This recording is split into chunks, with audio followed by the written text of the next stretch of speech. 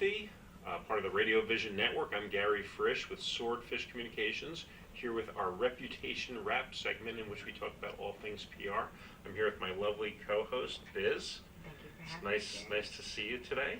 Awesome. It's great. I'm glad I finally get to get on the show.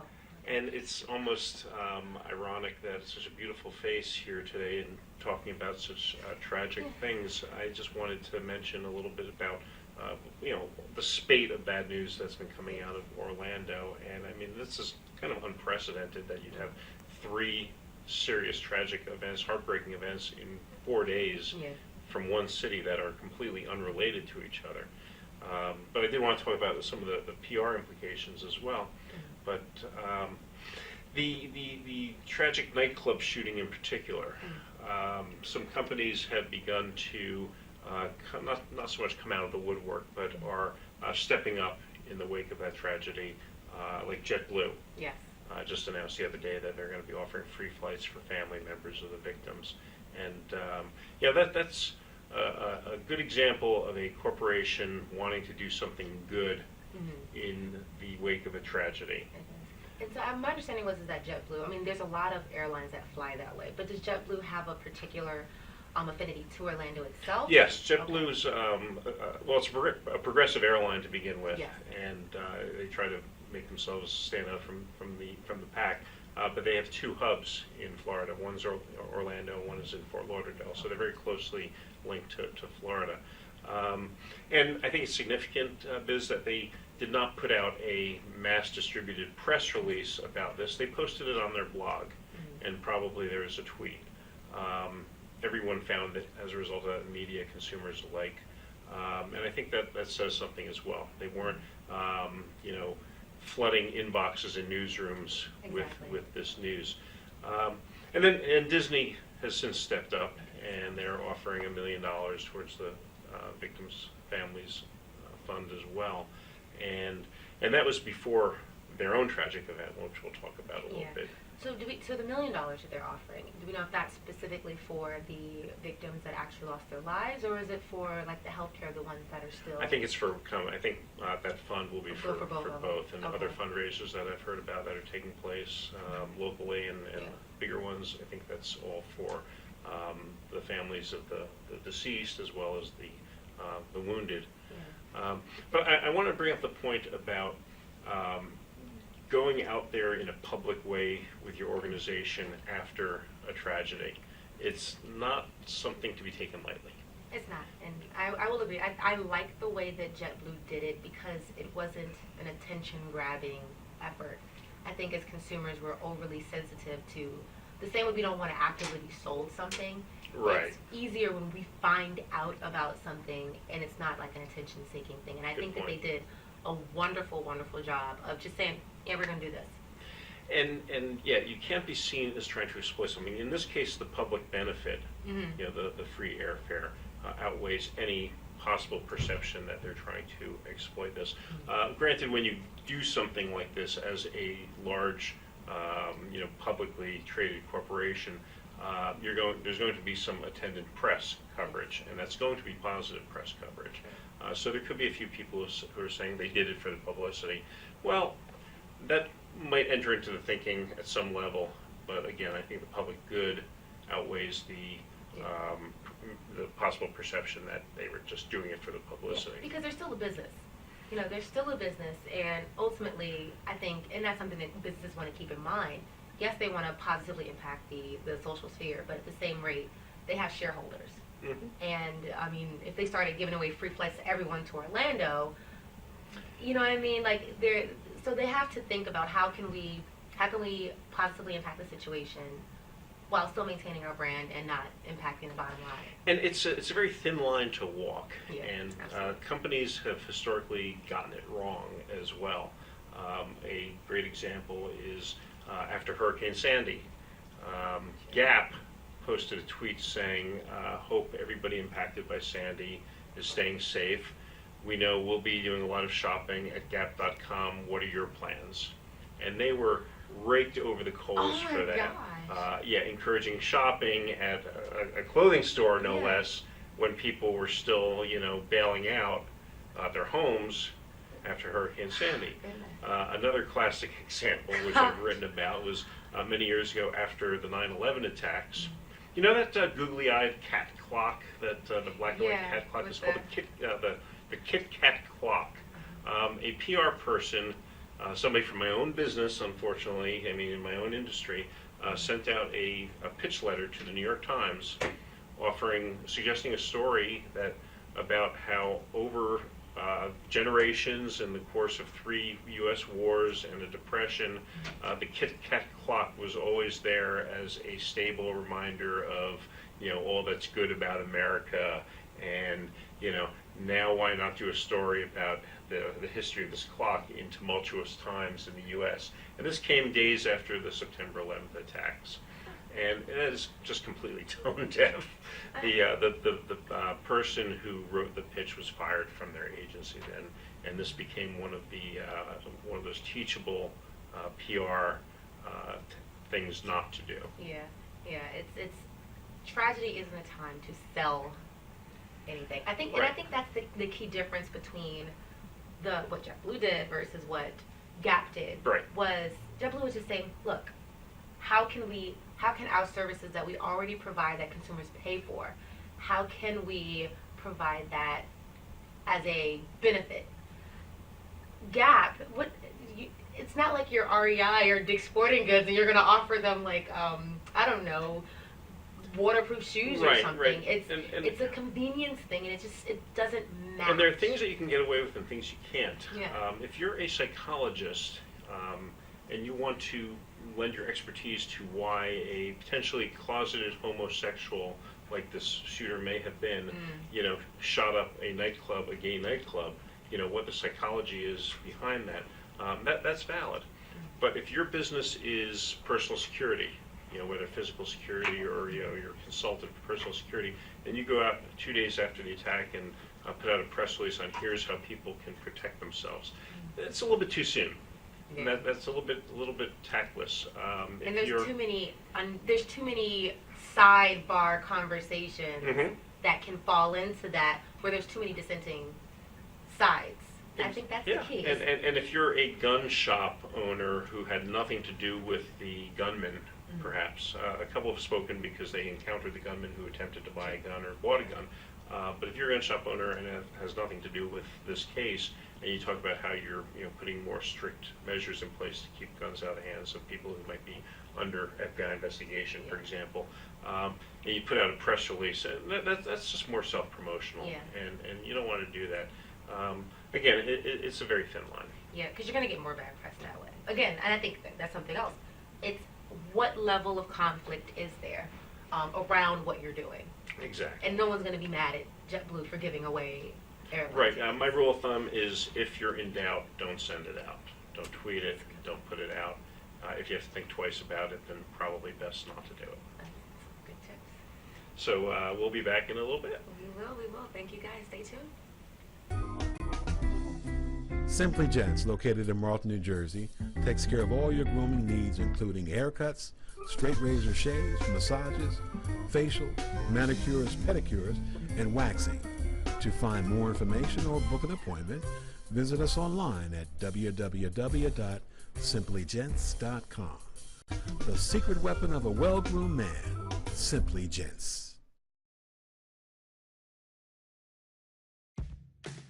When it's time for Jersey Mike's to make a really great sub, this is what we do. It's what we've been doing. It's what we've always done. It's what we'll always do.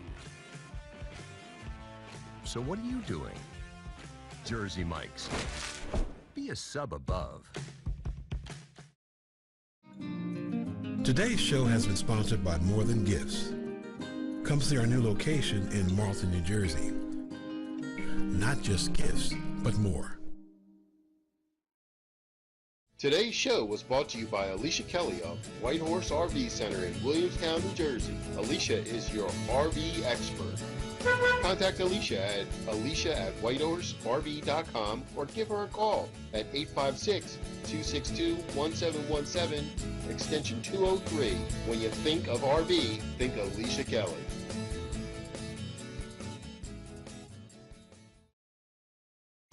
When it's time for Jersey Mike's to give a sub some sizzle, this is the way.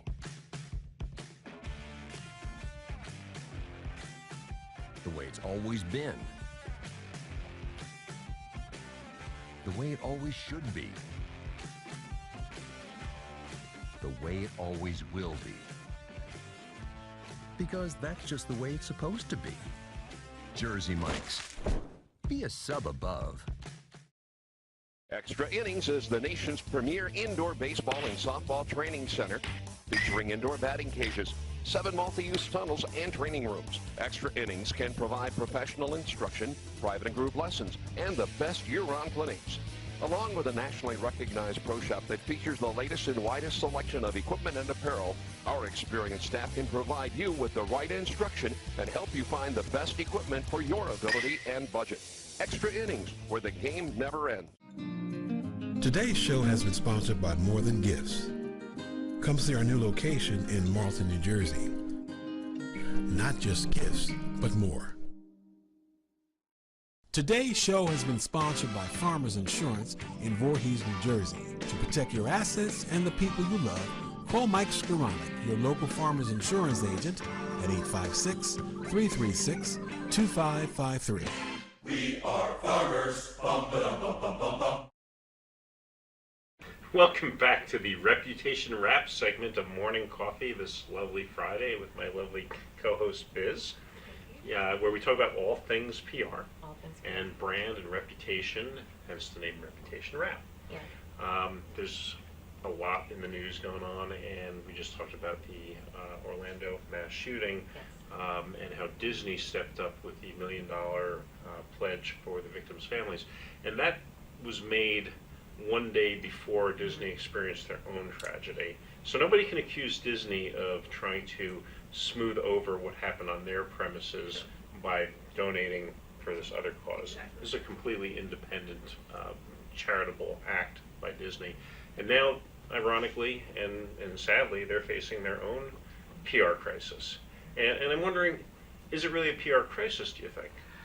And that's the thing. I feel as though Disney, their brand is so embedded in our culture and our society that it's very hard for, I feel like, their brand to, I mean, it doesn't matter what kind of horror stories you hear about people, even though they're made up conspiracy, it doesn't matter what you hear about Disney World. People still go. They still attend regardless of whether it's peak times or not. They'll still wait in the lines to get on the rides. I don't think, and they'll still buy all of the Disney products. No one's going to boycott the Disney Channel. Their brand is so big. Although it's an unfortunate event, I don't think it's going to negatively impact them in any way, shape, or form. I agree with you. I think it's going to be a little blip on the radar. I'm not sure. They built so much good equity with their target audiences that I think they'll get through this sooner rather than later. I don't think it's something that's going to be hanging over their head or it's going to come up at stockholder meetings as an issue. And to their credit, they have done everything to this point right out of the PR crisis playbook. Top executives, the president of Disney Resorts, as well as Robert Iger, the CEO of Disney Corporation, both came out with statements, and they appeared to be very heartfelt statements about how they were heartbroken over this matter. However, at the same time they were doing that, they pointed out that in 45 years of operation, nothing like this has ever happened before. They're not getting overly defensive with the fact that they had no swimming sign. They have no swimming signs posted there and elsewhere, but a lot of people are criticizing them at this point on social media and elsewhere that the signs should be more explicit about alligators. So, and that makes me wonder. So, this worked for them. I don't think another company would have withstood the same level of I guess, Scrutiny. yeah, scrutiny, but even time to explain. You know what I mean? I think that people wanted to know that Disney gives the impression that they have control of everything. Yeah. You know, Mhm. it's always we have control of everything. It's a And I think- happy place, it's a it's a safe happy place, place, it's a safe and place, nothing untoward is Mhm. ever going to happen. and they've done a very good job of Cultivating of that. cultivating that, and I think it's instances like these, as tragic as it is, business-wise, I think that like you said, they've made all the right. And, yeah, and it's no surprise to me that they've done that because they have been around. They have that machine in place. So many times, good companies do bad things in response to bad incidents. You know, the BP oil spill and their reaction, their response to that initially, both in their actions and some of their comments, were lacking from PR standpoint, and some were just completely tone deaf to what the oil spill was causing, to the people in the Gulf region and the wildlife in the Gulf region. And the jobs, goodness But gracious. Disney has been running it very well. I read this morning somewhere that there's a now grown man who about 30 years ago was attacked by an alligator on a Disney property, who survived it and is kind of bristling at the fact that Disney says this has never happened in 45 years. So we might be hearing a little bit more about that, or maybe we won't. But do you think Disney is liable from a legal standpoint? And that's the big From a legal question. standpoint. Well, any good attorney could spin it either way. Yes. But if I was sitting on the jury from that perspective, thinking on each side, I think so, only because they do have this impression that everything's safe. And And although it says no swimming, it doesn't say don't swim because there could be alligators. And you always have to, I think, overcompensate for possible consumer ignorance. And I think that simply saying no swimming is enough for, if you're on a jury, to say, yeah, there could have been more warnings, or there could have been something to separate this man-made lagoon it from did the say no natural. wading, and this It did little say- boy was just wading in a few inches Okay. of water. Yeah, and so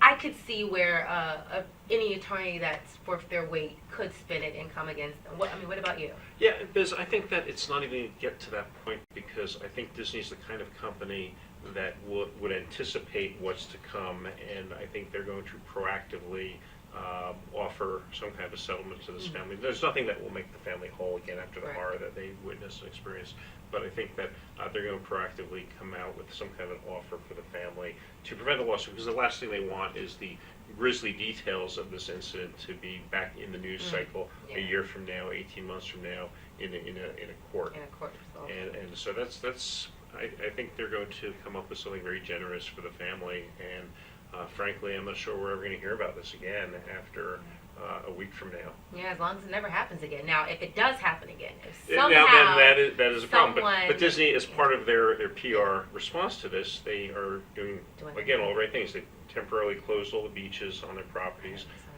They're looking into their protocols and what those signs should say and versus what they do say. I foresee the possibility of putting up a small decorative wood fence along the beach line, because there's no swimming anyway. Yeah. And the fence would not be designed to prevent alligators from coming up onto the sand, but it would be designed to give people a signal that this is as close as you should get to the water. Or we could take the scarecrow method and put a fake gator in the water at all the beaches, and then people would never go into the water. That's not a bad idea. Well, I exactly. See, that's probably a little bit more cost saving. I'm definitely not going to test it and see if it's real.